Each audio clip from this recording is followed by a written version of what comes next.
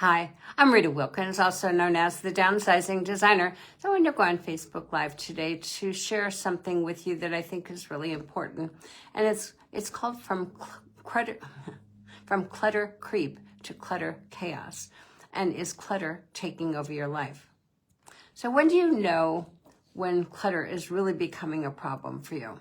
Is it the moment that you walk into the door and you feel that weight of the dread of walking in? Is it the moment that you see the countertops filled with everything from last night's dinner to unopened mail to abandoned homework, or a sink full of dirty dishes, or a mountain of laundry creeping across the bedroom floor? So it's no longer just one overstuffed closet. Now it's all the closets, all the drawers, and all the cabinets, and maybe even your garage. So you might ask yourself, how did it get this bad and when?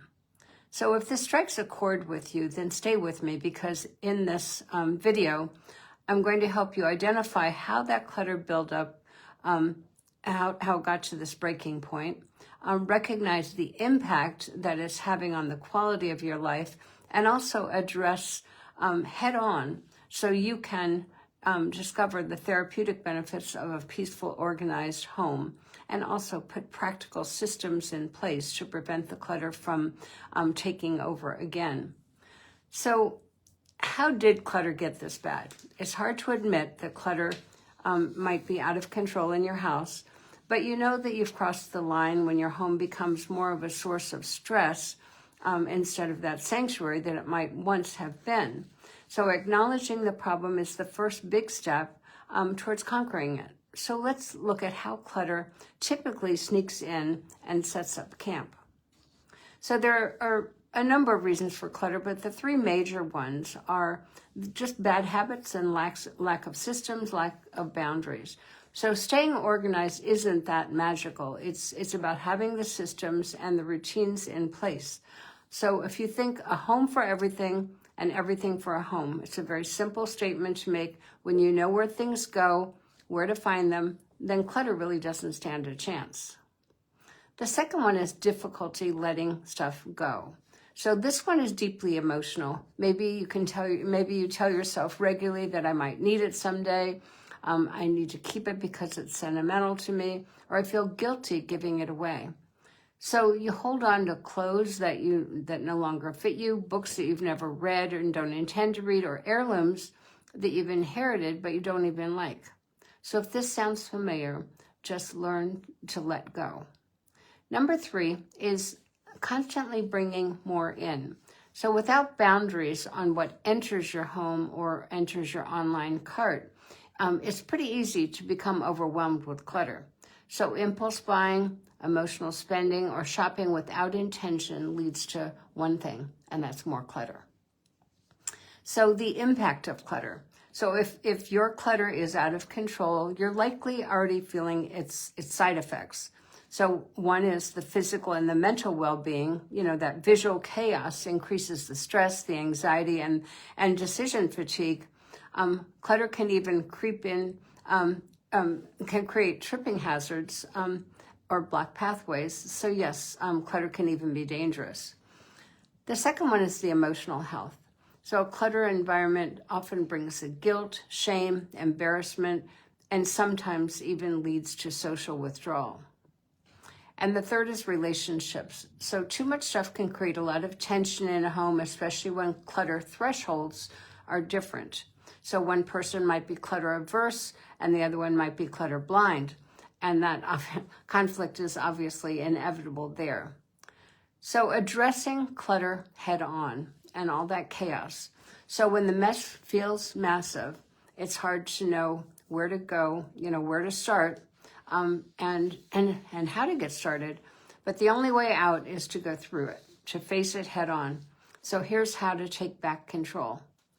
Know why you want to declutter. What's your real reason?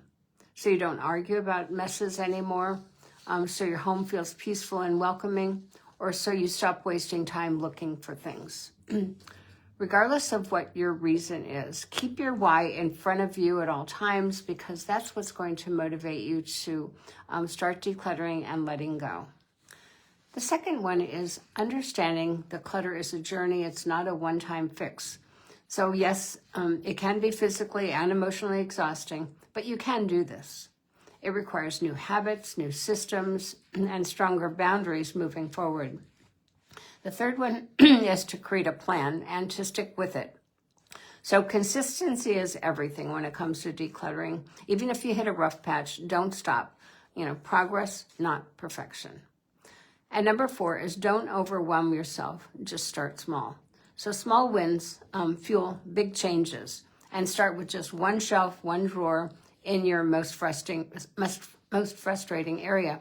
So a challenge could be, what's the one space that bugs you the most, and tackle a tiny part of it today and celebrate that first win. So keep clutter from coming back. So let's make sure that your home stays that peaceful way that you want it to be. And the first step there is to resist bringing in more. So notice your shopping triggers, especially the emotional or the impulsive ones. Pause before you buy. Ask yourself, do I need it? Will I use it? Do I already have something that's similar? The second one is to use the one in, one out rule. So buy something new, then let one item go. It's simple, it's effective, and it's game-changing. And the third one is to create a nightly 5-minute reset. So before bed, return items to where they belong, because you're going to sleep better and you'll wake up in a more peaceful environment. And number 4 is to keep a donation box handy. So put one in a closet, in a hallway, in a laundry room. Whenever you find something that you don't use, toss it in that box. It could be the old towels, the old linens, the old clothes, random things, because it all adds up. And then the 5th step is to get others involved. So declutter can actually be kind of fun when you're doing it with family and friends. Make it a weekly team effort. So pick one small area, sort together, and keep each other accountable. So a few final thoughts. If you've realized that clutter is taking over your life and you've made the decision to take back control, I want to congratulate you. That's a powerful step forward in creating a home that supports your well-being, your energy, and also your happiness. So less clutter equals more clarity, more freedom, and more room for the life that you actually want. So let's make space for peace, for presence, and for joy. Remember, you've got this, and I'm cheering you on every step of the way. That's why I do Facebook Live. That's why I write all the blogs that I do and do all the videos on YouTube. So if you want to stay motivated, grab one of my decluttering workbooks. It's on my website, in our website store. And one is called the Minimalist Essentials Collection. You'll find it probably helpful because it's a step-by-step tool that helps take overwhelm out of the equation. So I hope this helps. We'll be repurposing this as a blog on my website, so you're welcome to go there. And also just check out my other videos. We have almost 1,100 right now.